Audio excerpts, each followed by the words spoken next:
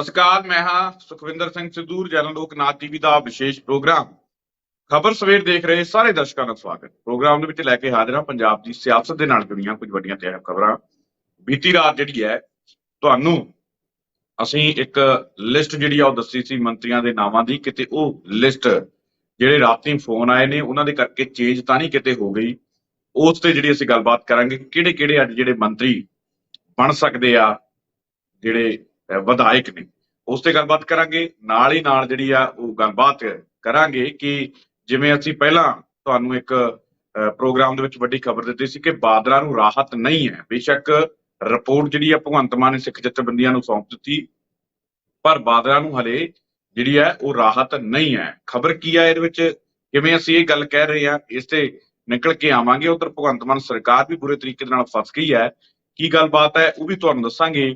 ਨਾਲ ਹੀ ਨਾਲ ਦੱਸਾਂਗੇ ਕਿ ਅੱਜ ਪੰਜਾਬ ਨੂੰ ਜਿੱਥੇ 5 ਨਵੇਂ ਮੰਤਰੀ ਮਿਲ ਜਾ ਰਹੇ ਨੇ, ਉੱਥੇ ਡੀਜੀਪੀ ਵੀ ਜਿਹੜਾ ਅੱਜ ਪੰਜਾਬ ਨੂੰ ਉਹ ਨਵਾਂ ਮਿਲ ਸਕਦਾ ਹੈ। ਔਰ ਨਾਲ ਹੀ ਨਾਲ ਗੱਲਬਾਤ ਕਰਾਂਗੇ ਕਿ ਸ਼੍ਰੋਮਣੀ ਅਕਾਲੀ ਦਲ ਨਾਲੋਂ ਟੁੱਟ ਕੇ ਆਏ ਢੀਂਡਸਾ ਪਰਿਵਾਰ ਨੇ ਫੈਸਲਾ ਕੀਤਾ ਹੈ ਤੇ ਹੁਣ ਉਹ ਅਕਾਲੀ ਦਲ ਦੇ ਵਿੱਚ ਜਾ ਸਕਦੇ ਨੇ, ਪਰ ਸ਼ਰਤਾਂ ਕੁਝ ਰੱਖੀਆਂ ਨੇ। ਕੀ ਸ਼ਰਤਾਂ ਨੇ, ਉਹਨਾਂ ਖਬਰਾਂ ਤੇ ਵਿਸਤਾਰਪੂਰਵਕ ਚਰਚਾ ਕਰਾਂਗੇ। ਚਰਚਾ ਦੇ ਲਈ ਮੇਰੇ ਨਾਲ ਜੁੜੇ ਨੇ ਪ੍ਰੋਫੈਸਰ ਮਨਜੀਤ ਸਿੰਘ ਅਣਖੀ ਸਾਹਿਬ। ਸਭ ਤੋਂ ਪਹਿਲਾਂ ਸਵਾਗਤ ਕਰਾਂਗੇ, ਫਿਰ ਪ੍ਰੋਗਰਾਮ ਦੀ ਸ਼ੁਰੂਆਤ। ਅਣਖੀ ਸਾਹਿਬ, ਸਵਾਗਤ ਹੈ ਪ੍ਰੋਗਰਾਮ ਵਿੱਚ। ਬਹੁਤ ਬਹੁਤ ਸ਼ੁਕਰੀਆ ਸੁਖਵਿੰਦਰ ਜੀ। ਅਣਖੀ ਸਾਹਿਬ, ਪ੍ਰੋਗਰਾਮ ਦੀ ਸ਼ੁਰੂਆਤ ਜਿਹੜੀ ਹੈ ਉਹ ਇਸੇ ਤੋਂ ਹੀ ਕਰਦੇ ਆ ਕਿ ਜਿਸ ਤਰੀਕੇ ਦੇ ਨਾਲ ਕੱਲ ਕਈ ਤਰੀਕਿਆਂ ਦੇ ਨਾਮ ਜਿਹੜੇ ਆਏ। ਸਰਬਜੀਤ ਕੌਰ ਮਾਣੂਕੇ ਦਾ ਨਾਮ ਸੀ, ਬਜਿੰਦਰ ਕੌਰ ਦਾ ਨਾਮ ਸੀ, ਕੋਹਲੀ ਦਾ ਨਾਮ ਸੀ, ਹੋਰ ਵੀ ਜਿਹੜੇ ਕਈ ਜਣੇ ਸੀ ਜਿਨ੍ਹਾਂ ਦੇ ਨਾਮ ਸੀਗੇ। ਪਰ ਰਾਤੋਂ ਰਾਤ ਜਿਹੜੇ ਫੋਨ ਆਏ ਦਿੱਲੀੋਂ ਖੜਕੇ, ਚੰਡੀਗੜ੍ਹੋਂ ਖੜਕੇ ਕਿ ਅੱਜ ਭਾਈ ਤੁਹਾਡਾ ਨਾਮ ਮੰਤਰੀ ਮੰਡਲ ਦੇ ਵਿੱਚ ਹੈਗਾ, ਤੁਸੀਂ ਸਹੁੰ ਚੱਕਣੀ ਹੈ, ਤੁਸੀਂ ਸਹੁੰ ਚੱਕਣੀ ਹੈ। ਉਹਨੇ ਕਹਿੰਦੇ ਲਿਸਟ ਹੀ ਪੂਰੀ ਚੇਂਜ ਕਰ ਦਿੱਤੀ ਹੈ ਤੇ ਅਨਮੋਲ ਗਗਨ ਮਾਨ, ਚੇਤਨ ਸਿੰਘ ਜੌੜ ਮਾਜਰਾ ਤੇ ਫੌਜਾ ਸਿੰਘ ਸਰਾਰੀ, ਇੰਦਰਵੀਰ ਸਿੰਘ ਨਿੱਜਰ ਤੇ ਅਮਨ ਅਰੋੜਾ ਕਹਿੰਦੇ ਅੱਜ ਮੰਤਰੀ ਮੰਡਲ ਦੀ ਜਿਹੜੀ ਆ ਸਹੁੰ ਚੱਕ ਸਕਦੇ ਆ। ਰਾਤੋਂ ਰਾਤ ਕਹਿੰਦੇ ਜਿਹੜੀ ਲਿਸਟ ਉਹ ਬਣ ਕੇ ਤਿਆਰ, ਫਾਈਨਲ, ਤੇ ਜਿਹੜੀ ਉਹ ਚੇਂਜ ਵੀ ਕਹਿੰਦੇ ਹੋ ਚੁੱਕੀ ਆ। ਤਾਂ ਕਿਵੇਂ ਦੇਖਦੇ ਹੋ ਇਸ ਪੂਰੀ ਚੀਜ਼? ਨਵੇਂ ਜਿਹੜੇ ਮੰਤਰੀ ਬਣ ਜਾ ਰਹੇ ਆ ਤੇ ਜਿਹੜੇ ਆਪਣੇ ਆਪ ਨੂੰ ਕਹਿੰਦੇ ਕਹਾਉਂਦੇ ਖੁੰਡ ਸੀ ਉਹ ਰਹਿ ਗਏ ਆ। ਸੁਖਵਿੰਦਰ ਜੀ, ਇਹਨਾਂ ਨਾਮਾਂ ਦੇ ਉੱਤੇ ਚਰਚਾ ਅਸੀਂ ਬੜੇ ਦਿਨ ਪਹਿਲਾਂ ਹੀ ਕਰਤੀ ਸੀ। ਅਮਨ ਅਰੋੜੇ ਵੱਲੋਂ ਵੀ ਕਹਿ ਦਿੱਤਾ ਸੀ, ਇੰਦਰਜੀਤ ਡਾਕਟਰ ਨਿੱਜਰ ਵੱਲੋਂ ਵੀ, ਅਨਮੋਲ ਗਗਨ ਮਾਨ ਵੱਲੋਂ ਵੀ, ਤੇ ਸਾਡੀ ਜਾਣਕਾਰੀ ਬਿਲਕੁਲ ਸਟੀਕ ਸੀ। ਇਹ ਅੱਜ ਤੋਂ 2 ਦਿਨ ਪਹਿਲਾਂ ਜਿਹੜਾ ਆਪਾਂ ਪ੍ਰੋਗਰਾਮ ਕੀਤਾ ਇੱਕ ਦਿਨ, ਦੋ ਨਾਂ ਜਿਹੜੇ ਸੀ ਫੌਜਾ ਸਿੰਘ ਸਰਾਰੀ ਤੇ ਚੇਤਨ ਚੌੜ ਮਾਜਰਾ ਦਾ ਨਾਮ ਆਪਾਂ ਨਹੀਂ ਸਾ ਲੈ ਸਕੇ, ਸਾਡੇ ਕੋਲ ਜਾਣਕਾਰੀ ਜੋ ਨਹੀਂ ਸੀ। ਖੈਰ, ਬੜੀ ਵਧੀਆ ਤੁਸੀਂ ਗੱਲ ਕੀਤੀ ਹੈ ਕਿ ਜਿਨ੍ਹਾਂ ਦੇ ਨਾਮ ਚਰਚਾਵਾਂ 'ਚ ਸਨ, ਪ੍ਰੋਫੈਸਰ ਬਲਜਿੰਦਰ ਕੌਰ, ਸਰਬਜੀਤ ਕੌਰ ਮਾਣੂਕੇ, ਜਾਂ ਸਭ ਤੋਂ ਜ਼ਿਆਦਾ ਨਜ਼ਰਾਂ ਜਿਹੜੀਆਂ ਸੀ ਕਮਰ ਵਿਜੇ ਪ੍ਰਤਾਪ ਤੇ ਵੀ ਲੱਗੀਆਂ ਸਨ ਕਿ ਸ਼ਾਇਦ ਉਹ ਵੀ ਇਸ ਵਿਸਥਾਰ ਦੇ ਵਿੱਚ ਸ਼ਾਮਲ ਹੋ ਸਕਦੇ ਆ, ਪਰ ਇਹ ਨਹੀਂ ਹੋਏ। ਕਹਿੰਦੇ ਕਿ ਦੇਰ ਰਾਤ ਤੱਕ ਲੌਬਿੰਗ ਜਿਹੜੀ ਆ ਉਹ ਹੁੰਦੀ ਰਹੀ ਆ, ਜਦੋਂ ਕਿ ਇਹਨਾਂ ਨਾਮਾਂ ਦਾ ਫਾਈਨਲ ਕੱਲ 5 ਵਜੇ ਤੱਕ ਹੀ ਜਾਂ 4 ਵਜੇ ਤੱਕ ਇਹ ਫਾਈਨਲ ਨਾਮ ਹੋ ਗਏ ਸੀ। ਔਰ ਫੌਜਾ ਸਿੰਘ ਸਰਾਰੀ ਨੇ ਤਾਂ ਬਕਾਇਦਾ ਸੋਸ਼ਲ ਮੀਡੀਆ ਤੇ ਐਕਟਿਵ ਹੋ ਕੇ ਲੋਕਾਂ ਨੂੰ ਇਸ ਦੇ ਬਾਰੇ ਜਾਣਕਾਰੀ ਦਿੱਤੀ। ਹੁਣ ਪ੍ਰਸ਼ਨ ਇਹ ਆ ਕਿ ਜਿਹੜਾ ਮਾਪਦੰਡ ਨੇ ਉਹ ਕੀ ਨੇ। ਪ੍ਰਿੰਸੀਪਲ ਬੁੱਧਰਾਮ ਹੋਏ ਜਿਹੜੇ ਦੂਜੀ ਵਾਰ ਜਿੱਤੇ ਨੇ, ਉਹ ਵੀ ਇਸ ਲਾਈਨ ਦੇ ਵਿੱਚ ਸਮਝਿਆ ਜਾ ਰਿਹਾ ਸੀ ਕਿ ਸ਼ਾਇਦ ਉਹਨਾਂ ਨੂੰ ਮੌਕਾ ਦਿੱਤਾ ਜਾਵੇ, ਪਰ ਨਹੀਂ। ਪ੍ਰੋਫੈਸਰ ਬਲਜਿੰਦਰ ਕੌਰ ਨੂੰ ਵੀ ਮੌਕਾ ਨਹੀਂ ਦਿੱਤਾ ਗਿਆ, ਸਰਬਜੀਤ ਕੌਰ ਮਾਣੂਕੇ ਵੀ ਵਿੱਚ ਨਹੀਂ ਆਏ।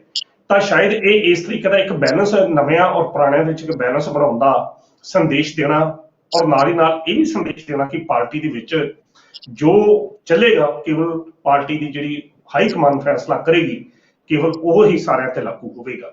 ਇਹਦੇ ਵਿੱਚ ਕੋਈ ਸਨਾਰਟੀ, ਕੋਈ ਜੂਨੀਅਰ ਜਾਂ ਸੀਨੀਅਰ ਕੋਈ ਨਹੀਂ ਹੈ। ਆਮ ਆਦਮੀ ਪਾਰਟੀ ਦੇ ਵਿੱਚ ਸਾਰੇ ਵਰਕਰ ਨੇ, ਸਾਰੇ ਵਲੰਟੀਅਰ ਨੇ, ਔਰ ਉਹਨਾਂ ਦੇ ਕੰਮਕਾਜ ਦੇ ਲਿਹਾਜ਼ ਦੇ ਉੱਤੇ ਹੀ ਉਹਨਾਂ ਨੂੰ ਮੰਤਰੀ ਮੰਡਲ ਵਿੱਚ ਮੌਕਾ ਦਿੱਤਾ ਜਾਏਗਾ। ਸ਼ਾਇਦ ਇਹ ਸੰਦੇਸ਼ ਦੇਣ ਦੀ ਕੋਸ਼ਿਸ਼ ਜਿਹੜੀ ਆ ਇਸ ਮੰਤਰੀ ਮੰਡਲ ਦੇ ਅਜੋਕਾ ਜਿਹੜਾ ਟੀਮ 2 ਦਾ ਵਿਸਥਾਰ ਹੋ ਰਿਹਾ ਉਹਦੇ 'ਚ ਹੋ ਰਿਹਾ। ਹੁਣ ਅਗਰ ਅਮਨ ਅਰੋੜੇ ਦੀ ਗੱਲ ਕਰੀਏ ਤਾਂ ਅਮਨ ਅਰੋੜਾ ਦੀ ਛਵੀ ਜਿਹੜੀ ਆ ਇੱਕ ਤੇਜ਼ ਤਰਾਰ ਬੁਲਾਰੇ ਵਜੋਂ ਹੈਗੀ ਆ, ਔਰ 75,000 ਵੋਟਾਂ ਦੇ ਨਾਲ ਉਹ ਜਿੱਤ ਕੇ ਐਰਕਾਂ ਜਦੋਂ ਆਏ ਸਨ।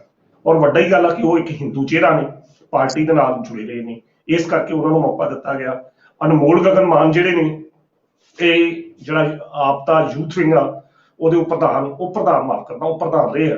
ਔਰ ਜਦੋਂ ਤੁਹਾਨੂੰ ਯਾਦ ਹੋਵੇ ਕਿ ਇਲੈਕਸ਼ਨ ਦੇ ਵਿੱਚ ਕੇਜਰੀਵਾਲ ਸੌਂਗ ਵੀ ਇਹਨਾਂ ਨੇ ਉਹਨਾਂ ਦਿਨਾਂ 'ਚ ਗਾਇਆ, ਤਾਂ ਇਸ ਕਰਕੇ ਮੌਕਾ, ਔਰ ਸਭ ਤੋਂ ਜਿਹੜਾ ਵੱਡਾ ਮੌਕਾ ਜਿਹੜਾ ਡਾਕਟਰ ਉੱਤਮਜੀਤ ਸਿੰਘ ਨਿੱਜਰ ਦਾ ਹੈ, ਡਾਕਟਰ ਇੰਦਰਜੀਤ ਸਿੰਘ ਨਿੱਜਰ ਦਾ, ਉਹ ਇਸ ਕਰਕੇ ਜੀ ਡਾਕਟਰ ਇੰਦਰਜੀਤ ਸਿੰਘ ਨਿੱਜਰ ਜਿਹੜੇ ਨੇ ਉਹ ਚੀਫ ਖਾਲਸਾ ਦੀਵਾਨ ਦੇ ਪ੍ਰਧਾਨ ਨੇ ਤੇ ਚੀਫ ਖਾਲਸਾ ਦੀਵਾਨ ਇੱਕ ਲੰਮੇ ਸਮੇਂ ਤੋਂ ਸਿੱਖਾਂ ਦੀ ਇੱਕ ਸਰਮੋਰ ਸੰਸਥਾ ਹੈਗੀ ਆ ਜਿਹੜੀ ਮਹੱਤਵਪੂਰਨ ਰੋਲ ਅਦਾ ਕਰਦੀ ਰਹੀ ਆ। ਇੱਕ ਪਾਸੇ ਸ਼੍ਰੋਮਣੀ ਗੁਰਦੁਆਰਾ ਪ੍ਰਬੰਧਕ ਕਮੇਟੀ ਤੇ ਦੂਜੇ ਪਾਸੇ ਚੀਫ ਖਾਲਸਾ ਦੀਵਾਨ ਵਿਦਿਅਕ ਔਰ ਧਾਰਮਿਕ ਅਦਾਰਿਆਂ ਵਿੱਚ ਇਸ ਸੰਸਥਾ ਦਾ ਇੱਕ ਨਾਮ ਜਿਹੜਾ ਹੈ ਉਹ ਬੋਲਦਾ ਤੂਤੀ ਬੋਲਦੀ ਆ। ਤਾਂ ਉਸ ਦੇ ਪ੍ਰਧਾਨ ਨੇ ਤੇ ਇਸ ਦਾ ਇੱਕ ਮੈਸੇਜ ਜਿਹੜਾ ਉਹ ਵੀ ਦਿੱਤਾ ਗਿਆ ਕਿ ਸਿੱਖ ਹਲਕਿਆਂ ਨੂੰ ਔਰ ਮਾਝੇ ਨੂੰ ਇੱਕ ਰਿਪਰੈਜ਼ੈਂਟੇਸ਼ਨ ਜਿਹੜੀ ਦਿੱਤੀ ਗਈ ਹੈ। ਔਰ ਦੂਸਰੇ ਬੰਨੇ ਨਾਲ ਹੀ ਨਾਲ ਜੇਕਰ ਫੌਜਾ ਸਿੰਘ ਸਰਾਰੀ ਦੀ ਗੱਲ ਕਰੋ ਤਾਂ ਰਿਟਾਇਰਡ ਪੁਲਿਸ ਇੰਸਪੈਕਟਰ ਨੇ ਤਾਂ ਰਾਏ ਸਿੱਖ ਬਰਾਦਰੀ ਨਾਲ ਉਹ ਸੰਬੰਧਿਤ ਨੇ, ਜਿਸ ਕਰਕੇ ਉਹਨਾਂ ਨੂੰ ਇੱਕ ਰਾਏ ਸਿੱਖ ਬਰਾਦਰੀ ਦੀ ਵੀ ਨੁਮਾਇੰਦਗੀ ਜਿਹੜੀ ਇਹਦੇ ਵਿੱਚ ਸ਼ਾਮਲ ਕੀਤੀ ਗਈ ਆ। ਤੇ ਚੇਤਨ ਚੌਕ ਬਾਜਵਾ ਜਿਹੜੇ ਨੇ ਉਹ ਸਧਾਰਨ ਵਿਅਕਤੀ ਨੇ ਜਿਹੜੇ ਸਾਊਥ ਏਸ਼ੀਆ ਵਿੱਚ ਦਿਹਾੜੀਆਂ ਲਾਉਂਦੇ ਰਹੇ ਨੇ ਔਰ ਇੱਕ ਥੱਲੇ ਧਰਤੀ ਨਾਲ ਜੁੜੇ ਬੰਦੇ ਨੇ ਵਿਅਕਤੀ ਨੇ। ਸੋ ਇਸ ਆਧਾਰ ਤੇ ਆਮ ਆਦਮੀ ਪਾਰਟੀ ਵੱਲੋਂ ਇਹ ਜਿਹੜੀ ਲਿਸਟ ਵਿਧਾਇਕਾਂ ਦੀ ਜਿਹੜੀ ਉਹ ਫਾਈਨਲ ਕੀਤੀ ਗਈ ਹੈ। ਹੁਣ ਪ੍ਰਸ਼ਨ ਇਹ ਹੈ ਕਿ ਪ੍ਰੋਫੈਸਰ ਬਲਜਿੰਦਰ ਕੌਰ ਦਾ ਨਾਮ ਕਿਉਂ ਨਹੀਂ ਆਇਆ, ਕਿਉਂਕਿ ਬੀਤੇ ਲੰਮੇ ਸਮੇਂ ਤੋਂ ਉਹਨਾਂ ਵੱਲੋਂ ਸਮਝਿਆ ਜਾ ਰਿਹਾ ਸੀ ਕਿ ਸ਼ਾਇਦ ਮੰਤਰੀ ਮੰਡਲ ਵਿੱਚ ਉਹਨਾਂ ਨੂੰ ਤਰਜੀਹ ਮਿਲੇਗੀ। ਪਰ ਤੁਹਾਨੂੰ ਯਾਦ ਹੋਵੇਗਾ ਕਿ ਇੱਕ ਸਮੇਂ ਇਹਨਾਂ ਨੇ ਭਾਜਪਾ ਦਾ ਲੜ ਫੜਨ ਦੇ ਵਿੱਚ ਯਤਨ ਕੀਤਾ ਸੀ। ਇੱਕ ਵਾਰੀ ਇਹਨਾਂ ਨੇ ਟਵੀਟ ਵੀ ਪਾਇਆ ਸੀ ਔਰ ਜਦੋਂ ਟਿਕਟ ਨਾ ਮਿਲਣ ਦੇ ਸੰਬੰਧੀ ਵੀ ਇਹਨਾਂ ਦੇ ਮਨ ਦੇ ਵਿੱਚ ਕੁਝ ਰੋਸ, ਇੱਕ ਬਗਾਵਤੀ ਸੁਰਾਂ ਜਿਹੜੀਆਂ ਸੀ ਉਹ ਉੱਭਰੀਆਂ ਸਨ।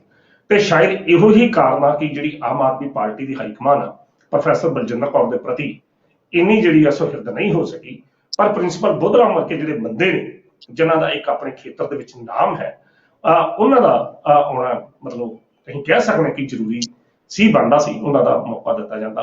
ਪਰ ਖੈਰ ਹੁਣ ਜਿਹੜੇ ਨੇ ਅਜੇ 18 ਜਿਹੜੇ ਮੰਤਰੀ ਉਹ ਚੁਣੇ ਜਾ ਸਕਦੇ ਨੇ ਸਮੇਤ ਭਗਵੰਤ ਮਾਨ। ਪਰ ਅੱਜ ਅੱਜ ਜਿਹੜੀ ਗਿਣਤੀ ਆ ਪੰਜਾਂ ਦੇ ਪਾ ਕੇ ਅੱਜ ਦੀ ਗਿਣਤੀ ਜਿਹੜੀ 15 ਹੋ ਜਾਵੇਗੀ। ਬਾਕੀ ਜਿਹੜੇ 3 ਮੰਤਰੀ ਜਿਹੜੇ ਨੇ ਇਹ 2024 ਦੀਆਂ ਚੋਣਾਂ ਤੱਕ ਇਹਨਾਂ ਨੂੰ ਖਾਲੀ ਰੱਖਿਆ ਜਾਵੇਗਾ ਤਾਂ ਜੋ ਫਿਰ ਉਹ ਸਮੇਂ ਕੀ ਮਾਪਦੰਡ ਕੀ ਹਾਲਾਤ ਹੁੰਦੇ ਨੇ ਫਿਰ ਇਹ 3 ਖਾਪਾ ਜਿਹੜਾ ਮੰਤਰੀਆਂ ਦਾ ਸੋਚਦੇ ਹੋਣਗੇ ਕਿ 10 ਮੰਤਰੀਆਂ ਦੇ ਵਿੱਚੋਂ ਇੱਕ ਮੰਤਰੀ ਨੂੰ ਜੇਲ੍ਹ ਭੇਜ ਦਿੱਤਾ ਗਿਆ ਸੀ, 9 ਤੇ 5 14 ਹੋ ਜਾਣਗੇ। ਅਸੀਂ ਭਗਵੰਤ ਮਾਨ ਦੀ ਗਿਣਤੀ ਦੇ ਸਣੇ ਅਸੀਂ ਦੱਸ ਰਹੇ ਹਾਂ ਕਿ 15 ਗਿਣਤੀ ਜਿਹੜੀ ਹੋ ਜਾਊਗੀ, ਮੁੱਖ ਮੰਤਰੀ ਦੇ ਸਣੇ ਮੰਤਰੀਆਂ ਦੀ ਗਿਣਤੀ 15 ਹੋ ਜਾਊਗੀ ਜੀ। ਤੇ 3 ਅਜੇ ਜਿਹੜੇ ਉਹਨਾਂ ਅਜੇ ਹੋਰ ਸ਼ਾਮਲ ਕੀਤੇ ਜਾ ਸਕਦੇ ਨੇ।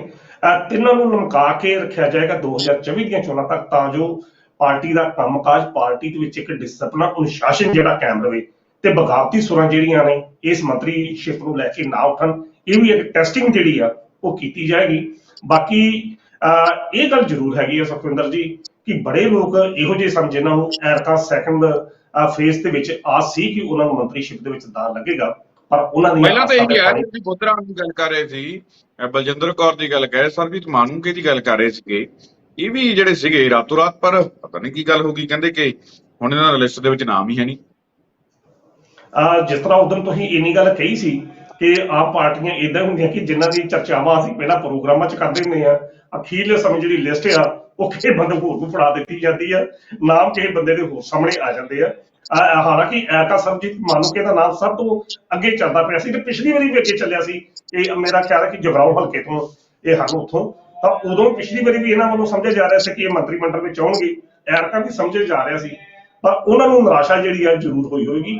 ਦੇਖੋ ਪਾਰਟੀ ਨੇ ਆਪਣੇ ਪੱਧਰ ਤੇ ਇਹ ਦੇਖਣਾ ਹੁੰਦਾ ਕਿ ਕਿਹੜੇ ਬੰਦੇ ਨੂੰ ਮੌਕਾ ਦੇਣਾ ਜਾਂ ਕਿਹੜੇ ਬੰਦੇ ਨੂੰ ਮੌਕਾ ਨਹੀਂ ਦੇਣਾ, ਕਿਉਂਕਿ ਇਸ ਪਾਰਟੀ ਦੇ ਵਿੱਚ ਜਿੰਨੇ ਵੀ ਵਿਧਾਇਕ ਆਏ ਨੇ ਸਾਰੇ ਨਵੇਂ ਚਿਹਰੇ ਨੇ ਤੇ ਹਰ ਬੰਦਾ ਕਿਸੇ ਤੋਂ ਵੀ ਕੋਈ ਘੱਟ ਨਹੀਂ। ਲਾਭ ਸਿੰਘ ਉਬੋਕੇ ਦਾ ਨਾਮ ਚੱਲਣ ਡਿਆ ਸੀ, ਉਹ ਵੀ ਕਹਿੰਦਾ ਸੀ। ਇਹ ਵੀ ਪਤਾ ਲੱਗਾ ਜੀਤਪਾਲ ਸਿੰਘ ਕੋਹਲੀ ਦਾ ਨਾਮ ਵੀ ਚੱਲਦਾ ਪਿਆ ਸੀ ਕਿ ਜਿਨ੍ਹਾਂ ਨੇ ਕੈਪਟਨ ਅਮਰਿੰਦਰ ਸਿੰਘ ਨੂੰ ਹਰਾਇਆ ਜਾਂ ਚਰਨਜੀਤ ਸਿੰਘ ਚੰਨੀ ਨੂੰ ਹਰਾਇਆ, ਇਹੋ ਜਿਹੇ ਨਾਮ ਸਨ। ਪਰ ਪਾਰਟੀ ਨੇ ਇਹ ਸੰਦੇਸ਼ ਦੇਣ ਦੀ ਕੋਸ਼ਿਸ਼ ਕੀਤੀ ਆ ਕਿ ਪਾਰਟੀ ਦੇ ਜਿੰਨੇ ਵਲੰਟੀਅਰ ਨੇ ਸਾਰੇ ਬਰਾਬਰ ਨੇ, ਕੰਮ ਦੇ ਤਰਜੀਹ ਦੇ, ਇਮਾਨਦਾਰੀ ਦੇ ਲਿਹਾਜ਼ ਦੇ ਨਾਲ। ਹੁਣ ਬੰਨੇ ਤਾਂ 18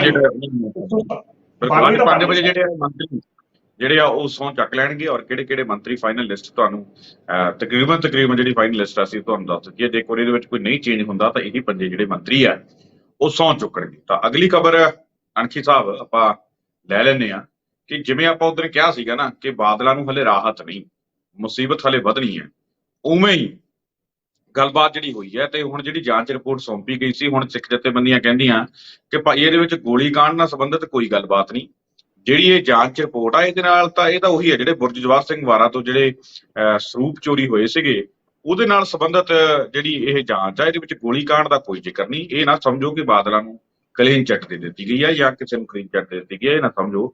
ਉਹੀ ਗੱਲ ਜਿਹੜੀ ਆਪਾਂ ਕਹਿ ਰਹੇ ਸੀ, ਹਾਲਾਂਕਿ ਕੱਲ ਬਾਕੀ ਟੀਵੀ ਚੈਨਲਾਂ ਨੇ ਤੇ ਦੂਜਿਆਂ ਨੇ ਅੱਜ ਚਲਾਈ ਹੈ, ਪਰ ਆਪਾਂ ਤਾਂ ਉਸੇ ਦਿਨ ਹੀ ਕਹਿਤਾ ਸੀਗਾ ਕਿ ਰਿਪੋਰਟ ਜਿਹੜੀ ਇਹਦੇ ਵਿੱਚ ਗੋਲੀਕਾਂਡ ਦਾ ਜ਼ਿਕਰ ਹੀ ਨਹੀਂ ਹੈ। ਇਸ ਕਰਕੇ ਬਾਦਲਾਂ ਦੀ ਜਿਹੜੀ ਆ ਇਹਦੇ ਉੱਤੇ ਰਾਹਤ ਨਹੀਂ ਹੈ, ਔਰ ਬਾਦਲਾਂ ਦੀ ਬੇਅਦਬੀ ਕਰਾਉਣ ਦੇ ਇਲਜ਼ਾਮ ਨਹੀਂ ਲੱਗਦੇ। ਹਾਲਾਂਕਿ ਜਿਨ੍ਹਾਂ ਨੇ ਬੇਅਦਬੀ ਕਰਾਈ ਹੈ ਉਹਨਾਂ ਨੂੰ ਨਾ ਫੜੇ ਜਾਣਾ, ਜਿਨ੍ਹਾਂ ਨੇ ਗੋਲੀकांड ਕੀਤਾ ਉਹਨਾਂ ਦੇ ਨਾ ਫੜੇ ਜਾਣਾ, ਔਰ ਡੇਰਾ ਮੁਖੀ ਨੂੰ ਮੁਆਫੀ ਦੇ ਦੇਣਾ, ਇਹ ਮਾਮਲਿਆਂ ਦੇ ਇਲਜ਼ਾਮ ਜ਼ਰੂਰ ਉਹਨਾਂ ਤੇ ਲੱਗਦੇ ਰਹੇ ਆ। ਪਰ ਬੇਅਦਬੀ ਦੇ ਵਿੱਚ ਹਲੇ ਬਹੁਤ ਗੰਦਲ ਚੌੜਾ ਜਿਹਾ ਪੈ ਜਾਂਦਾ ਸੀ ਮਾਮਲਾ, ਤੇ ਉਹ ਪਤਾ ਨਹੀਂ ਸੀ ਲੱਗਦਾ। ਪਰ ਜਿਹੜੇ ਮਾਮਲੇ ਦੇ ਇਲਜ਼ਾਮ ਬਾਦਲਾਂ ਤੇ ਲੱਗਦੇ ਰਹੇ ਆ ਉਹ ਹਲੇ ਦੇ ਵੀ ਉਵੇਂ ਦੇ ਉਵੇਂ ਹੀ ਖੜੇ ਨੇ, ਬਾਦਲਾਂ ਨੂੰ ਕਲੀਨ ਚਿੱਟ ਨਹੀਂ ਹੈ। ਤਾਂ ਹੁਣ ਸਿੱਖ ਜਥੇਬੰਦੀਆਂ ਨੇ ਵੀ ਸਾਫ਼ ਕਰ ਦਿੱਤਾ, ਉਧਰ ਵਿਰੋਧੀ ਧਿਰਾਂ ਵੀ ਆਮ ਆਦਮੀ ਪਾਰਟੀ ਨੂੰ ਬੁਰੇ ਤਰੀਕੇ ਦੇ ਨਾਲ ਘੇਰ ਰਹੀਆਂ ਨੇ। ਕਿਵੇਂ ਦੇਖਦੇ ਹੋ ਆਮ ਆਦਮੀ ਪਾਰਟੀ ਜਿਸ ਤਰੀਕੇ ਦੇ ਨਾਲ ਚਾਰੇ ਪਾਸਿਓਂ ਘਿਰ ਗਈ ਹੈ? ਪਹਿਲਾਂ ਤਾਂ ਸ਼੍ਰੋਮਣੀ ਅਕਾਲੀ ਦਲ ਇਸ ਤੇ ਘਿਰਦਾ ਰਿਹਾ, ਫਿਰ ਕਾਂਗਰਸ ਵੀ ਘਿਰਨ ਲੱਗ ਗਈ, ਤੇ ਹੁਣ ਜਿਹੜੀ ਆਮ ਆਦਮੀ ਪਾਰਟੀ ਵੀ ਘਿਰਨ ਲੱਗ ਗਈ। ਸੁਖਵਿੰਦਰ ਜੀ ਵੇਖੋ, ਆਮ ਆਦਮੀ ਪਾਰਟੀ ਦਾ ਘਿਰਨਾ ਤਾਂ ਸੁਭਾਵਿਕ ਸੀ, ਕਿਉਂਕਿ ਜਿਹੜੀ ਰਿਪੋਰਟ ਉਹਨਾਂ ਨੇ ਪੇਸ਼ ਕੀਤੀ ਉਹ ਰਿਪੋਰਟ ਜਿਹੜੀ ਗੁਰਜਵਾਰ ਸਿੰਘ ਨਾਲ ਸੰਬੰਧਿਤ ਜਿਹੜੇ ਗੁਰੂ ਗ੍ਰੰਥ ਸਾਹਿਬ ਦਾ ਸਰੂਪ ਚੋਰੀ ਹੋਇਆ ਉਹਦੇ ਸੰਬੰਧੀ ਸੀ, ਬੇਅਦਬੀ ਦੇ ਸੰਬੰਧ ਵਿੱਚ। ਤਾਂ ਕਿਉਂਕਿ 5 ਜੁਲਾਈ ਤੋਂ ਧਰਨਾ ਜਿਹੜਾ ਸੀ ਉਹ ਦਿੱਤਾ ਜਾਣਾ ਸੀ ਅਮਰੀਕ ਸਿੰਘ ਅਜਨਾਲਾ ਗਰੁੱਪ ਵੱਲੋਂ, ਇਸੇ ਕਰਕੇ ਉਹ ਰਿਪੋਰਟ ਜਿਹੜੀ ਆ ਉਹਨਾਂ ਨੂੰ ਦੇ ਦਿੱਤੀ ਗਈ। ਜਿਹੜੀ ਰਿਪੋਰਟ ਸੀ ਆਪਣੇ ਮਾਫ ਕਰਨਾ ਗੁਰਜਵਾਰ ਸਿੰਘ ਨਾਲ ਬੇਅਦਬੀ ਦੇ ਨਾਲ ਸੰਬੰਧਿਤ, ਤਾਂ ਉਹਦੇ ਵਿੱਚ ਤਾਂ ਬਾਦਲਾਂ ਨੂੰ ਬਾਦਲਾਂ ਦਾ ਉਹਦੇ ਵਿੱਚ ਰੋਲ ਨਹੀਂ, ਰੋਲ ਤਾਂ ਸਿਰਫ ਉੱਥੋਂ ਤੱਕ ਹੀ ਸੀ ਕਿ ਹਾਂ ਭਾਈ ਇਹਨਾਂ ਨੇ ਕੋਈ ਕਾਰਵਾਈ ਜਿਹੜੀ ਆ ਨਹੀਂ ਕੀਤੀ, ਵੋਟਾਂ ਦੇ ਕਰਕੇ ਨਹੀਂ ਕੀਤੀ ਜਾਂ ਕਿਸੇ ਹੋਰ ਸਬੰਧਾਂ ਕਰਕੇ ਨਹੀਂ ਕੀਤੀ। ਤਾਂ ਕੁਦਰਤੀ ਤੌਰ ਤੇ ਫਿਰ ਜਿਹੜੀਆਂ ਪਾਰਟੀਆਂ ਸੀ ਉਹਨਾਂ ਨੇ ਤਾਂ ਘੇਰਨਾ। ਪਰ ਕੱਲ ਜੇ ਇਹ ਜਿਹੜੀ ਸਥਿਤੀ ਆ ਉਹ ਸਾਫ਼ ਹੋਈ ਆ ਤੇ ਵਿਰੋਧੀ ਪਾਰਟੀ ਨੂੰ ਤਾਂ ਮੌਕਾ ਚਾਹੀਦਾ। ਪ੍ਰਤਾਪ ਸਿੰਘ ਬਾਜਵਾ ਹੋਣਾ ਨੇ ਸਰਕਾਰ ਨੂੰ, ਆਮ ਆਦਮੀ ਪਾਰਟੀ ਸਰਕਾਰ ਨੂੰ ਬੜੇ ਬੁਰੀ ਹੱਥੀ ਲਿਆ। ਪ੍ਰਸ਼ਨ ਆਪਣੇ ਸੁਖਵਿੰਦਰ ਜੀ ਇਹ ਨਹੀਂ ਆ ਕਿ ਆਮ ਆਦਮੀ ਪਾਰਟੀ ਦੀ ਇਹਦੇ ਵਿੱਚ ਭੂਮਿਕਾ ਕੀ ਹੈ ਜਾਂ ਕਾਂਗਰਸ ਪਾਰਟੀ ਦੀ ਭੂਮਿਕਾ ਕੀ ਆ ਜਾਂ ਅਕਾਲੀਆਂ ਦੀ ਕੀ ਆ। ਪ੍ਰਸ਼ਨ ਇਹ ਹੈਗਾ ਕਿ ਇਹ ਜਿਹੜੀਆਂ 3 ਸਿੱਟਾਂ ਬਣੀਆਂ, ਇਹ ਇੱਕ ਕੀਚ ਵਿਚੋਲਾ ਜਿਹਾ ਵਿੱਚ ਪੈ ਜਾਂਦਾ ਰਿਹਾ, ਕੋਈ ਭੰਬਲ ਭੂਸੇ ਦੀ ਸਥਿਤੀ ਪੈ ਜਾਂਦੀ ਰਹੀ ਹੈ। ਇਸ ਭੰਬਲ ਭੂਸੇ ਦੀ ਸਥਿਤੀ ਨੂੰ ਸਾਫ਼ ਹੋਣਾ ਚਾਹੀਦਾ। ਪ੍ਰਸ਼ਨ ਇਹ ਹੈ ਕਿ ਜੇਕਰ ਗੋਲੀकांड ਦੀ ਜਿਹੜੀ ਜਾਂਚ ਚੱਲ ਰਹੀ ਆ, ਉਹ ਜਿਹੜੀ SIT ਦੀ ਰਿਪੋਰਟ ਜਿਹੜੀ ਕਮਰ ਵਿਜੇ ਪ੍ਰਤਾਪ ਨੇ ਜਿਹੜੀ ਪੇਸ਼ ਕੀਤੀ ਉਹ ਰੱਦ ਹੋਈ, ਉਸ ਰਿਪੋਰਟ ਦੇ ਉੱਤੇ ਅਗਲੀ ਕਾਰਵਾਈ ਕੀ ਹੋਈ ਜਾਂ ਉਹਦੇ ਉੱਤੇ ਕੋਈ ਕੰਮ ਹੋ ਰਿਹਾ ਜਾਂ ਕੀ ਹੋ ਰਿਹਾ ਜਾਂ ਕੀ ਨਹੀਂ ਹੋ ਰਿਹਾ। ਗੱਲ ਇਹ ਵੀ ਇਹ ਕਲੀਅਰ ਹੋਣਾ ਚਾਹੀਦਾ। ਬਾਕੀ ਦੀ ਬਾਦਲਾਂ ਨੂੰ ਕਲੀਨ ਚਿੱਟ ਦੇਣ ਦੀ ਗੱਲ, ਬਾਦਲ ਵੇਖੋ ਜੋ ਮਰਜ਼ੀ ਹੋ ਜਾਵੇ, ਬਾਦਲ ਇਸ ਸਾਰੀ ਸਥਿਤੀ ਦੇ ਵਿੱਚੋਂ ਕਦੇ ਵੀ ਦੋਸ਼ ਮੁਕਤ ਨਹੀਂ ਹੋ ਸਕਦੇ। ਜਿਹੜਾ ਮਰਜ਼ੀ ਕੋਈ ਉਹਨਾਂ ਨੂੰ ਬਚਾਉਣ ਦਾ ਯਤਨ ਕਰੇ, ਜਿਹੜਾ ਕੋਈ ਮਰਜ਼ੀ ਨਾ ਬਚਾਉਣ ਦਾ ਯਤਨ ਕਰੇ। ਸਿੱਖ ਮਾਨਸਿਕਤਾ ਦੇ ਵਿੱਚ 2012 ਤੋਂ ਲੈ ਕੇ ਤੇ 2016 ਤੱਕ ਜਿੰਨੀਆਂ ਵੀ ਘਟਨਾਵਾਂ ਹੁੰਦੀਆਂ ਨੇ, ਖਾਸ ਤੌਰ ਤੇ ਡੇਰਾ ਸੱਚਾ ਸੌਦੇ ਵਾਲੇ ਸੰਬੰਧ ਦੇ ਨਾਲ, ਉਹਨਾਂ ਦੇ ਵਿੱਚ ਬਾਦਲ ਕਿਸੇ ਨਾ ਕਿਸੇ ਤਰੀਕੇ ਨਾਲ ਸੰਬੰਧਿਤ ਹਨ।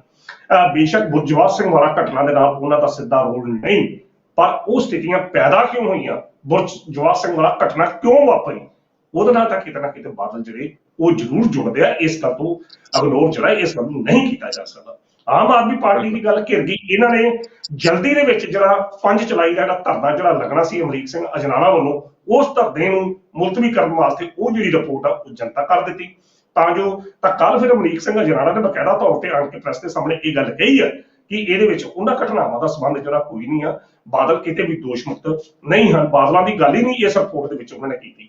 ਸੋ ਕੁਦਰਤੀ ਤੌਰ ਤੇ ਵੇਖੋ, ਬਾਕੀ ਦੀ ਕਾਂਗਰਸ ਪਾਰਟੀ ਦੀ ਗੱਲ ਜਾਂ ਅਕਾਲੀਆਂ ਨੇ, ਅਕਾਲੀ ਤਾਂ ਹਮੇਸ਼ਾ ਜਦੋਂ ਵੀ ਕੋਈ ਏਦਾਂ ਦੀ ਰਿਪੋਰਟ ਆਉਂਦੀ ਆ ਉਹ ਝੱਟ ਅੱਗੇ ਆਣ ਕੇ ਇੰਨੀ ਗੱਲ ਕਹਿ ਦਿੰਦੇ, ਵੇਖੋ ਜੀ ਅਸੀਂ ਤਾਂ ਦੋਸ਼ ਮੁਕਤ ਹੋ ਗਏ, ਸਾਡੇ ਤੋਂ ਐਵੇਂ ਬਦਨਾਮ ਕੀਤਾ ਜਾ ਰਿਹਾ ਸੀ। ਬੀਬੀ ਜਗੀਰ ਕੌਰ ਹੋਣੀ ਵੀ ਬੋਲੇ, ਬੰਟੀ ਰਮਾਣਾ ਨੇ ਵੀ ਇਹ ਗੱਲ ਕਹੀ ਕਿ ਸਾਡੇ ਤੋਂ ਮਾਫੀ ਮੰਗਣੀ ਚਾਹੀਦੀ ਹੈ। ਪੋਲੀਟੀਕਲ ਵੈਂਡੈਟਾ, ਤੇ ਜੇ ਇਹਨਾਂ ਦੇ ਹੱਕ ਚ ਆ ਜੇ ਫਿਰ ਕਹਿੰਦੇ ਦੇਖਿਆ ਅਸੀਂ ਤਾਂ ਕਿਹਾ ਸੀਗਾ ਵੀ ਬੇਦੋਸ਼ੇ ਆ। ਇਹੋ ਜਿਹੀ ਸਥਿਤੀ ਪ੍ਰਤਾਪ ਸਿੰਘ ਬਾਜਵਾ ਦੀ, ਪ੍ਰਤਾਪ ਸਿੰਘ ਬਾਜਵਾ ਨੇ ਵੀ ਕੱਲ ਬੜੀ ਵੱਡੀ ਸਟੇਟਮੈਂਟਾਂ ਦਿੱਤੀਆਂ ਜੀ। ਅਰਵਿੰਦ ਕੇਜਰੀਵਾਲ ਪਹਿਲਾਂ ਕਹਿੰਦਾ ਸੀ ਉਹ ਬਾਦਲਾਂ ਨਾਲ ਰਲ ਗਿਆ, ਪਹਿਲਾਂ ਬਾਦਲਾਂ ਨੂੰ ਦੋਸ਼ੀ ਠਹਿਰਾਉਂਦੇ ਸੀ, ਹੁਣ ਸਰਕਾਰ ਬਣੀ ਆ ਬਾਦਲਾਂ ਨਾਲ ਰਲ ਗਏ ਆ। ਮਤਲਬ ਇਹ ਜਿਹੜੀ ਪੋਲਿਟਿਕਸ ਜਿਹੜੀ ਆ ਕੇਵਲ ਤੇ ਕੇਵਲ ਬਿਆਨਾਂ ਤੱਕ ਸੀਮਤ ਹੁੰਦੀ ਕਿ ਅਸੀਂ ਕੋਈ ਸਥਿਤੀ ਜਿਹੜੀ ਆ ਖਾਲੀ ਜਾਣ ਨਹੀਂ ਦੇਣੀ। ਪਰ ਲੋਕ ਜਿਹੜੇ ਨੇ ਸੁਖਵਿੰਦਰ ਜੀ ਅੱਜ ਕੱਲ ਸਭ ਸਮਝਦੇ ਆ।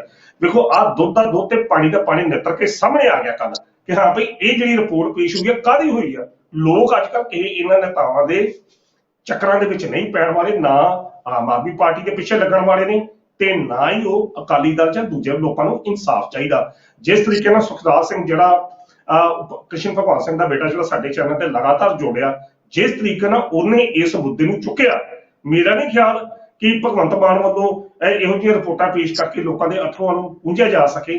ਉਹ ਲੋਕ ਜਿਹੜੇ ਪੀੜਤ ਲੋਕ ਨੇ ਉਹ ਇਨਸਾਫ ਲੈਣ ਵਾਸਤੇ ਅਖੀਰ ਤੱਕ ਜਾਣਗੇ। ਜਿਹੋ ਜਿਹੀਆਂ ਸਥਿਤੀਆਂ ਬਣੀਆਂ ਨੇ ਇਹਦੇ ਵਿੱਚ ਕੋਈ ਵੀ ਪਾਰਟੀ ਆ ਜੇ ਉਹ ਬਚ ਨਹੀਂ ਸਕਦੀ, ਗੱਲਾਂ ਦੇ ਨਾਲ ਗੱਲਾਂ ਦਾ ਕੜਾਹ ਨਹੀਂ ਬਣਾ ਸਕਦੀ। ਉਹਨਾਂ ਨੂੰ ਕੁਝ ਕਰਕੇ ਵਿਖਾਉਣਾ ਪਏਗਾ ਤੇ ਇਹ ਜ਼ਿੰਮੇਵਾਰੀ ਭਗਵੰਤ ਮਾਨ ਦੀ ਸਰਕਾਰ ਦੀ ਹੁਣ ਹੋਰ ਵੱਧ ਜਾਂਦੀ ਆ, ਕਿਉਂਕਿ ਇੱਕ ਪਾਸੇ ਤਾਂ ਉਹਨੇ ਮਾਮਲਾ ਦੇ ਕੇ ਸ਼ਾਂਤ ਕਰਨ ਦੀ ਕੋਸ਼ਿਸ਼ ਕੀਤੀ ਆ, ਜਿਹਦੇ ਕਰਕੇ 5 ਜੁਲਾਈ ਦਾ ਧਰਨਾ ਜਿਹੜਾ ਮੁਲਤਵੀ ਹੋਇਆ। ਪਰ ਅਸਲ ਜਿਹੜੀ ਅਗਨ ਪ੍ਰੀਖਿਆ ਉਹਦੀ ਹੁਣ ਹੋਣੀ ਆ ਕਿ ਮਿੱਤਰ ਪਿਆਰੇ ਹੁਣ ਤੂੰ ਦੱਸ ਕਿ ਦੂਜੇ ਮੁੱਦਿਆਂ ਤੇ ਕੀ ਕਰਨਾ, ਕਿਉਂਕਿ ਉਹਨਾਂ ਮੁੱਦਿਆਂ ਤੇ ਸਵਾਲ ਕਰਨ ਵਾਲਾ ਖਬਰ ਵਿਜੇ ਪ੍ਰਤਾਪ ਸਿੰਘ ਉਹਨਾਂ ਦਾ ਆਪਣਾ ਹੀ ਵਿਧਾਇਕ ਆ, ਉਹਦਾ ਪ੍ਰਤੀਕਰਮ ਜਿਹੜਾ ਹੁੰਦਿਆਂ ਦਿਨਾਂ 'ਚ ਇਹਦੇ ਸੰਬੰਧੀ ਵੇਖਣ ਨੂੰ ਮਿਲ ਸਕਦਾ ਹੈ ਜੀ। ਬਿਲਕੁਲ। ਤਾਂ ਉਧਰ ਜਿੱਥੇ ਅੱਜ 5 ਮੰਤਰੀ ਜਿਹੜੇ ਆ ਸਹੁੰ ਚੁੱਕਣ ਜਾ ਰਹੇ ਨੇ ਅਣਖੀ ਸਾਹਿਬ, ਉਧਰ ਪਤਾ ਇਹ ਵੀ ਲੱਗਿਆ ਕਿ ਅੱਜ ਪੰਜਾਬ ਨੂੰ ਨਵਾਂ ਡੀਜੀਪੀ ਵੀ ਜਿਹੜਾ ਉਹ ਮਿਲ ਸਕਦਾ ਹੈ। ਔਰ ਡੀਜੀਪੀ ਜਿਹੜੇ ਵੀਕੇ ਭਾਵਰਾ ਨੇ ਉਹ ਅੱਜ ਛੁੱਟੀ ਤੇ ਜਾ ਰਹੇ ਨੇ, ਤਾਂ ਕਿਸੇ ਨਾ ਕਿਸੇ ਨੂੰ ਚਾਰਜ ਤਾਂ ਉਹ ਦੇ ਕੇ ਹੀ ਜਾਣਾ ਪਊਗਾ। ਬੇਸ਼ੱਕ ਜਿਹੜਾ ਰੈਗੂਲਰ ਜਿਹੜਾ ਡੀਜੀਪੀ ਲਾਉਣਾ ਹੈ ਉਹ ਤੇ ਇੱਕ ਲੰਬਾ ਪ੍ਰੋਸੈਸ ਹੈ, ਪਰ ਉਸ ਤੋਂ ਪਹਿਲਾਂ ਇੱਕ ਕਾਰਜਕਾਰੀ ਡੀਜੀਪੀ ਵੀ ਜਿਹੜਾ ਉਹ ਲਗਾਇਆ ਜਾ ਸਕਦਾ ਹੈ। ਔਰ ਹੋ ਸਕਦਾ ਹੈ ਕਿ ਉਹੀ ਕਾਰਜਕਾਰੀ ਡੀਜੀਪੀ ਲਗਾਇਆ ਜਾਵੇ ਜਿਹਦੇ ਉੱਪਰ ਜਿਹੜੀ ਮੋਹਰ ਲੱਗਣੀ ਹੋਵੇ ਰੈਗੂਲਰ ਡੀਜੀਪੀ। ਤਾਂ ਕੀ ਕਹਿ ਸਕਦੇ ਹਾਂ ਕਿ ਅੱਜ ਜਦੋਂ ਵੀਕੇ ਭਾਵਰਾ ਜਿਹੜੇ ਉਹ ਛੁੱਟੀ ਤੇ ਜਾਣਗੇ ਤੇ ਪੰਜਾਬ ਨੂੰ ਡੀਜੀਪੀ ਜਿਹੜਾ ਨਵਾਂ ਮਿਲੇਗਾ?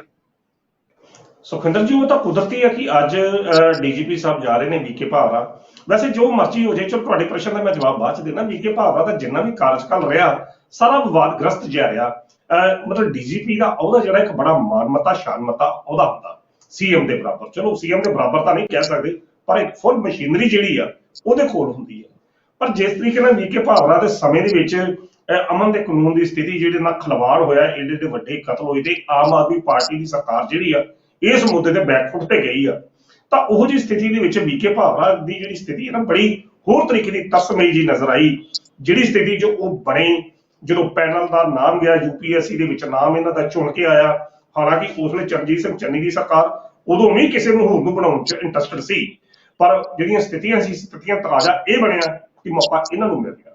ਖੈਰ ਹੁਣ ਜਿਹੜੀ ਸਥਿਤੀ ਆ ਉਹ ਅੱਜ ਆ ਕਿ ਇਹਨਾਂ ਨੂੰ ਛੁੱਟੀ ਤੇ ਜਾਣਾ ਪੈ ਰਿਹਾ, ਕਿਉਂਕਿ ਮੁੱਖ ਮੰਤਰੀ ਜਿਹੜੇ ਕੈਪਟਨ ਬਾਸਟਰ ਦਾ ਭਗਵੰਤ ਮਾਨ ਜਿਹੜੇ ਨੇ ਇਹਨਾਂ ਤੋਂ ਸੰਤੁਸ਼ਟ ਨਹੀਂ ਹੈ। ਹੁਣ ਦੋ ਨਾਮ ਜਿਹੜੇ ਚਰਚਾਵਾਂ 'ਚ ਨੇ, ਇੱਕ ਨਾਮ ਹੈ ਗੌਰਵ ਯਾਦਵ ਦਾ ਤੇ ਦੂਜਾ ਹੈ ਹਰਪ੍ਰੀਤ ਸਿੰਘ ਸਿੱਧੂ ਦਾ। ਹੁਣ ਇਹ ਵੀ ਪਤਾ ਲੱਗਾ ਕਿ ਜਿਹੜੀ ਦਿੱਲੀ ਇਕਾਈ ਹੈਗੀ ਆ ਉਹ ਗੌਰਵ ਯਾਦਵ ਦੇ ਹੱਕ ਦੇ ਵਿੱਚ ਭੁਗਤਣ ਨੂੰ ਤਿਆਰ ਆ, ਉਹਦਾ ਦਬਾਅ ਪਾਇਆ ਜਾ ਰਿਹਾ। ਤੇ ਦੂਜੇ ਪਾਸੇ ਪੰਜਾਬ ਦੀ ਜਿਹੜੀ ਆਲਾ ਕਮਾਨ ਅਸੀਂ ਕਹਿ ਸਕਦੇ ਹਾਂ ਕਿ ਭਗਵੰਤ ਮਾਨ ਦੀ ਜਿਹੜੀ ਟੀਮ ਆ, ਜਿਹੜੇ ਇੱਥੋਂ ਦੇ ਲੋਕ ਤੇ ਮਾਫ ਕਰਨਾ ਆਮ ਆਦਮੀ ਪਾਰਟੀ ਦੇ ਅੰਦਰ ਦੇ ਜਿਹੜੇ ਅਸੀਂ ਕਹਿ ਸਕਦੇ ਆਗੂ, ਉਹ ਹਰਪ੍ਰੀਤ ਸਿੰਘ ਸਿੱਧੂ ਦੇ ਹੱਕ ਦੇ ਵਿੱਚ ਵਿਚਰਦੇ ਪਏ ਆ। ਹੁਣ ਇਹ ਵੇਖਣਾ ਹੋਵੇਗਾ ਕਿ ਇਹਨਾਂ ਦੋਵਾਂ ਦੇ ਵਿੱਚੋਂ ਗੁਣਾ ਜਿਹੜਾ ਕਿਹਦੇ ਨਾਂ ਤੇ ਪੈਂਦਾ, ਔਰ ਜ਼ਿਆਦਾ ਚਾਂਸਸ ਜਿਹੜੇ ਨੇ ਉਹ ਗੌਰਵ ਯਾਦਵ ਦੇ ਹੀ ਹਨ, ਕਿਉਂਕਿ ਦਿੱਲੀ ਲੌਬਿੰਗ ਦਾ ਵੀ ਉਹਨਾਂ ਨੂੰ ਉਤੋਂ ਜਿਹੜਾ ਆਪਾਂ ਕਹਿ ਸਕਦੇ ਹਾਂ ਸਮਰਥਨ ਹੈਗਾ, ਔਰ ਦੂਜਾ ਮੁੱਖ ਮੰਤਰੀ ਸਾਹਿਬ ਦੇ ਵੀ ਚੀਫ ਪ੍ਰਿੰਸੀਪਲ ਸੈਕਟਰੀ ਜਿਹੜੇ ਨੇ ਉਹ ਹਨ, ਤੇ ਇਹਦੇ ਨਾਲ ਹੀ ਨਾਲ ਉਹਨਾਂ ਕੋਲ ਇੱਕ ਲੰਮਾ ਤਜਰਬਾ ਵੀ ਹੈਗਾ। ਤੇ ਜੇਕਰ ਉਹਨਾਂ ਨੂੰ ਡੀਜੀਪੀ ਕਾਰਜਕਾਰੀ ਡੀਜੀਪੀ ਲਾਇਆ ਜਾਂਦਾ ਤੇ ਬਾਅਦ ਦੇ ਵਿੱਚ ਉਹਨਾਂ ਨੂੰ ਹੀ ਫੁੱਲ ਫਲੈਜ ਲਾਇਆ ਜਾਂਦਾ ਤਾਂ ਉਹਨਾਂ ਦੀ ਰਿਟਾਇਰਮੈਂਟ ਜਿਹੜੀ ਆ 2029 ਚ ਬਣਦੀ ਆ ਜਾ ਕੇ।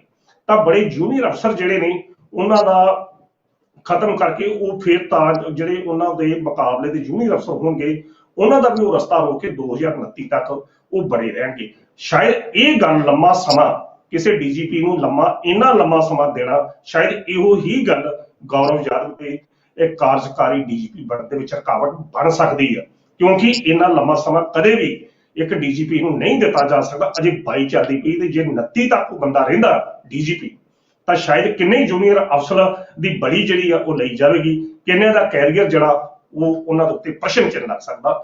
ਸ਼ਾਇਦ ਇਹ ਗੱਲ ਨੂੰ ਧਿਆਨ ਵਿੱਚ ਰੱਖਦਿਆਂ ਹੋਇਆਂ ਹਰਪ੍ਰੀਤ ਸਿੰਘ ਸਿੱਧੂ ਦਾ ਨਾਮ ਜਿਹੜਾ ਬਤੌਰ ਕਾਰਜਕਾਰੀ ਡੀਜੀਪੀ ਆ ਸਕਦਾ। ਪਰ ਜੇਕਰ ਦਿੱਲੀ ਦੀ ਲੌਬਿੰਗ ਨੇ ਪ੍ਰਭਾਵ ਆਪਣਾ ਪਾ ਦਿੱਤਾ, ਜੇ ਉਹਨਾਂ ਦੀ ਚੱਲੀ ਤਾਂ ਫਿਰ ਗੌਰਵ ਯਾਦਵ ਬਣਨਗੇ, ਤੇ ਗੌਰਵ ਯਾਦਵ ਜੇ ਬਣਦੇ ਆ ਤਾਂ ਫਿਰ 2029 ਤੱਕ ਰਹਿਣਗੇ। ਤੇ ਕਿੰਨੇ ਜੂਨੀਅਰ ਅਫਸਰ ਜਿਹੜੇ ਨੇ ਉਹ ਆਪਣੀਆਂ ਨੌਕਰੀਆਂ ਤੋਂ ਉਹਦੇ ਤੱਕ ਪਹੁੰਚਣ ਤੋਂ ਪਹਿਲਾਂ ਹੀ ਉਹ ਸੇਵਾ ਮੁਕਤ ਹੋ ਜਾਣਗੇ।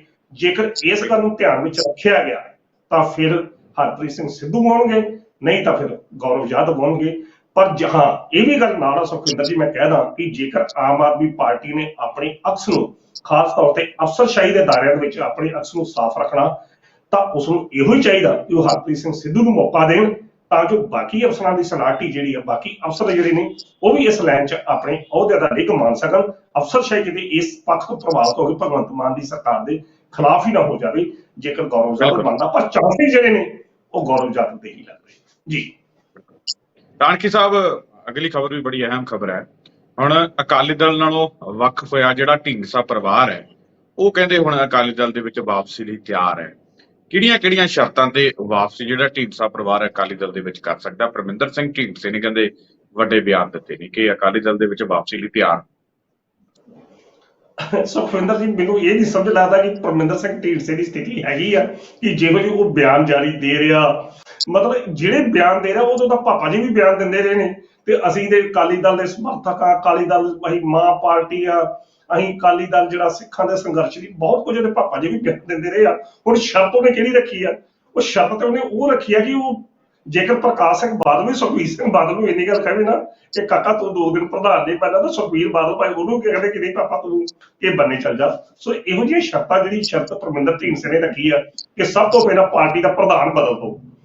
ਦੱਸੋ ਆਹ ਹੁਣ ਕਿਹੋ ਜਿਹੀ ਸ਼ਰਤ ਬੰਦਾ ਸੋਚਣ ਲੱਗੇ, ਬੰਦਾ ਪੁੱਛੇ ਉਹ ਬੰਦਾ ਜਿਹੜੀ ਆਪਣੀ ਕੋਰ ਕਮੇਟੀ ਦੀ ਨਹੀਂ ਮੰਨਦਾ, ਇਹਨਾਂ ਕੁਝ ਹੋਣ ਦੇ ਬਾਵਜੂਦ ਵੀ ਨਹੀਂ ਮੰਨਦਾ ਪਿਆ, ਤਾਂ ਪਰਮਿੰਦਰ ਢੀਂਡਸੇ ਦੀ ਕੀ ਸਥਿਤੀ ਆ ਸੁਖਬੀਰ ਸਿੰਘ ਬਾਦਲ ਦੇ ਸਾਹਮਣੇ? ਸੋ ਇਹੋ ਜਿਹੀਆਂ ਜਿਹੜੀਆਂ ਸਥਿਤੀਆਂ ਨੇ ਇਹ ਕੇਵਲ ਤੇ ਕੇਵਲ ਗੱਲਬਾਤ ਜਿਆਦਾ ਪਰਮਿੰਦਰ ਸਿੰਘ ਢੀਂਡਸੇ ਉਹਨਾਂ ਨੇ ਆਪਣੀ ਦਿਖਾਤੀ ਹੋਵੇ ਨਾ, ਜਿਹਦੇ ਕਰਕੇ ਸੁਖਬੀਰ ਸ਼ਰਤ ਮੰਨ ਲਵੇ। ਉਹ ਸਰ ਉਹ ਤਾਂ ਮੈਂ ਗੱਲ ਸੁਖਵਿੰਦਰ ਜੀ ਉਹ ਤੇ ਗੱਲ ਕਰਦਾ ਪਿਆ ਕਿ ਜਾਂ ਤਾਂ ਪਰਮਿੰਦਰ ਸਿੰਘ ਢੀਂਡਸੇ ਨੇ ਸੰਗਰੂਰ ਦੀਆਂ ਜਿਮਨੀਆਂ ਚੋਣਾਂ 'ਚ ਬਹੁਤ ਵੱਡਾ ਇੱਕ ਇਨਕਲਾਬ ਲਿਆ ਕੇ ਵਿਖਾਤਾ ਹੋਵੇ, ਉਹ ਖਲੋਤਾ ਹੀ ਨਹੀਂ। ਸੁਖਦੇਵ ਸਿੰਘ ਢੀਂਡਸੇ ਦੀਆਂ ਜ਼ਮਾਨਤਾਂ ਜ਼ਬਤ ਹੋਈਆਂ ਪਿਛਲੀਆਂ ਚੋਣਾਂ ਦੇ ਵਿੱਚ, ਤੇ ਸੁਖਬੀਰ ਸਿੰਘ ਬਾਦਲ ਨੇ ਇਹੋ ਜਿਹੇ ਜਿਹੜੇ ਦਿਸ਼ਾਹੀਨ ਘੋੜੇ ਜਿਹੜੇ ਨੇ ਆਪਾਂ ਕਹਿ ਸਕਦੇ ਨੇ, ਲੰਗੜੇ ਘੋੜਿਆਂ ਨੂੰ ਲੈ ਕੇ ਕੀ ਕਰਦਾ। ਤੇ ਸਮੱਸਿਆ ਇਹ ਹੈ ਕਿ ਕੀ ਸੁਖਬੀਰ ਸਿੰਘ ਬਾਦਲ ਪਰਮਿੰਦਰ ਢੀਂਡਸੇ ਨੂੰ ਨਾਲ ਲੈਣ ਕਰਕੇ ਉਹ ਸ਼ਰਤਾਂ ਦਾ ਪ੍ਰਧਾਨ ਕੀ? ਮੈਂ ਤਾਂ ਪਹਿਲਾਂ ਹੀ ਗੱਲ ਕਹੀ ਕਿ ਅੱਜ ਦੀ ਤਰੀਕ 'ਚ ਜੇ ਉਹਨੂੰ ਸੁਖਬੀਰ ਸਿੰਘ ਬਾਦਲ ਨੂੰ ਪ੍ਰਕਾਸ਼ ਸਿੰਘ ਬਾਦਲ ਵੀ ਕਹੇ ਨਾ ਕਿ ਕਾਕਾ ਜੀ ਤੁਸੀਂ ਪ੍ਰਧਾਨ ਛੱਡ ਦਿਓ, ਕਹੂਗੀ ਕਾਕਾ ਜੀ ਨੇ ਕਹਿਣਾ ਮੈਨੂੰ ਪ੍ਰਧਾਨ ਜੀ ਕਹੋ, ਬਾਕੀ ਗੱਲ ਬਾਅਦ 'ਚ ਕਰਨੀ ਹੈ। ਸੋ ਅਜਿਹੀਆਂ ਸਥਿਤੀਆਂ ਜਿਹੜੀਆਂ ਨੇ ਬਿਲਕੁਲ ਹੋਰ ਤਰੀਕੇ ਦੀਆਂ ਨੇ। ਹਾਂ ਇਹ ਗੱਲ ਤੁਸੀਂ ਕਹੋ ਕਿ ਜਿਸ ਤਰੀਕੇ ਨਾਲ ਕੈਪਟਨ ਅਮਰਿੰਦਰ ਸਿੰਘ ਹੁਣ ਜਾ ਰਹੇ ਨੇ ਭਾਜਪਾ ਦੇ ਵਿੱਚ, ਉਹਨਾਂ ਨੇ ਆਪਣੀ ਪਾਰਟੀ ਦਾ ਲੇਵਾ ਜਿਹੜਾ ਉਧਰ ਕਰ ਦਿੱਤਾ, ਤੇ ਆਉਂਦਿਆਂ ਕੁਝ ਦਿਨਾਂ ਦੇ ਵਿੱਚ ਸੰਯੁਕਤ ਸ਼੍ਰੋਮਣੀ ਅਕਾਲੀ ਦਲ ਵੀ ਆਪਣਾ ਲੇਵਾ ਭਾਜਪਾ ਦੇ ਵਿੱਚ ਕਰ ਸਕਦਾ ਆ। ਇਹ ਇੱਕ ਇੰਡੀਕੇਸ਼ਨ ਹੈ ਕਿਉਂਕਿ ਉਹਨਾਂ ਨੇ ਵੀ ਆਪਣੇ ਪਰ ਤੋਲੇ ਨੇ, ਉਹਨਾਂ ਨੂੰ ਪਤਾ ਲੱਗ ਗਿਆ ਤੇ ਜਿਹੜੀ ਇੱਕ ਉਹਨਾਂ ਨੇ ਕਿਹਾ ਕਿ ਭਾਜਪਾ ਜਿਹੜੀ ਪੰਜਾਬ ਦੇ ਵਿੱਚ ਬਹੁਤ ਇੱਕ ਜ਼ਬਰਦਸਤ ਪਾਰਟੀ ਵਜੋਂ ਉੱਭਰ ਸਕਦੀ ਆ, ਇਹ ਸਾਫ਼ ਸੰਕੇਤ ਨੇ ਕਿ ਪਰਮਿੰਦਰ ਸਿੰਘ ਢੀਂਡਸਾ ਹੁਣ ਫੁੱਲ ਨੂੰ ਗਲ 'ਚ ਜਿਹੜਾ ਪਾਉਣ ਨੂੰ ਤਿਆਰ ਹੋਏ ਨੇ, ਹੁਣ ਉਧਰ ਹੀ ਜਾਣਗੇ ਕਿਉਂਕਿ ਉਧਰ ਬਹੁਤ ਕੁਝ ਆ ਉਹਨਾਂ ਨੂੰ ਮਿਲਣ ਵਾਸਤੇ। ਉੱਥੇ ਜੇ ਉਧਰ ਜਾਂਦੇ ਨੇ ਤਾਂ ਉੱਥੇ ਸਥਿਤੀਆਂ ਇਹ ਨੇ, ਭਾਰਤੀ ਜਨਤਾ ਪਾਰਟੀ ਵਾਲੇ ਉਹਨਾਂ ਨੂੰ ਇਹ ਪੁੱਛ ਸਕਦੇ ਆ ਕਿ ਹਾਂਜੀ ਦੱਸੋ ਤੁਹਾਨੂੰ ਚਾਹੀਦਾ ਕੀ ਆ, ਤੇ ਜੇਕਰ ਸ਼੍ਰੋਮਣੀ ਅਕਾਲੀ ਦਲ 'ਚ ਜਾਈ ਤਾਂ ਸ਼੍ਰੋਮਣੀ ਅਕਾਲੀ ਦਲ ਇਹਨਾਂ ਨੂੰ ਪੁੱਛੂਗਾ ਕਿ ਦੱਸੋ ਤੁਸੀਂ ਸਾਨੂੰ ਦਓਗੇ ਕੀ। ਸੋ ਇਹੋ ਜਿਹੇ ਜਿਹੜੇ ਸੌਦੇ ਨੇ ਇਹ ਨਹੀਂ ਮੇਰਾ ਖਿਆਲ ਇਹ ਕਰਨ, ਇਹ ਭਾਰਤੀ ਜਨਤਾ ਪਾਰਟੀ ਦੇ ਵਿੱਚ ਉਹ ਜਾ ਕੇ। ਬਾਕੀ ਸੁਪਨਮਈ ਦੁਨੀਆ ਬਹੁਤ ਵਧੀਆ ਹੁੰਦੀ ਆ, ਪਰਮਿੰਦਰ ਢੀਂਡਸਾ ਨੂੰ ਵੇਖ ਲੈਣੀ ਚਾਹੀਦੀ ਹੈ ਕਿ ਹਾਂ ਇਹ ਅਸਤੀਫਾ ਪ੍ਰਧਾਨ ਜੀ ਦਾ ਮੰਗ ਕੇ ਵੇਖ ਲਏ, ਬਾਕੀ ਟਾਈਮ ਜਿਹੜਾ ਸਮਾਂ ਦੱਸੇਗਾ। ਜੀ ਸੁਖਵਿੰਦਰ ਜੀ। ਤਾਂ ਹਣਕੀ ਸਾਹਿਬ ਤੁਸੀਂ ਸਾਡੇ ਨਾਲ ਪ੍ਰੋਗਰਾਮ ਦੇ ਵਿੱਚ ਜੁੜੇ, ਤੁਹਾਡਾ ਬਹੁਤ ਬਹੁਤ ਧੰਨਵਾਦ। ਬਹੁਤ ਬਹੁਤ ਸ਼ੁਕਰੀਆ ਸੁਖਵਿੰਦਰ ਜੀ।